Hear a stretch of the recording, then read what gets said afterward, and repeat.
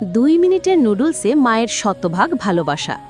প্রতিদিনের মতো আজকেও বিকেলের নরম রোদে যখন বাচ্চারা খেলার ক্লান্তি নিয়ে ঘরে ফিরল, তখন তাদের মুখে ছোট্ট একটা হাসি দেখার আশায় রান্নাঘরে ঢুকে পড়লাম।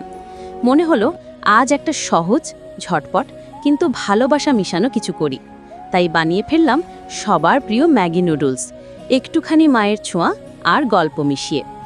রান্নায় ছিল একটা ডিম, টাটকা টমেটো, কাঁচামরিচ, পেঁয়াজ কুচি, একটু ধনিয়া পাতা, স্বাদমতো লবণ আর এক চিমটি ভালোবাসা। সব উপকরণ একসাথে সিদ্ধ হতে হতে রান্নাঘরটা মেখে উঠল এক অসাধারণ ঘ্রাণে। ঘ্রাণটা যেন শুধু খাবারের না, ছিল অনেক স্মৃতিরও। এই নুডলসের সঙ্গে জড়িয়ে আছে ছোটবেলার বিকেল, মায়ের হাতে বানানো সেই গরম নাস্তা, আর এখন সেই দায়িত্বটা যেন নিজের হাতে এসে গেছে। আজ যখন বাচ্চারা খেয়ে বলল, মা তুমি সবচেয়ে ভালো রান্না করো, তখন মনে হলো এটাই তো আমার সবচেয়ে বড় পুরস্কার।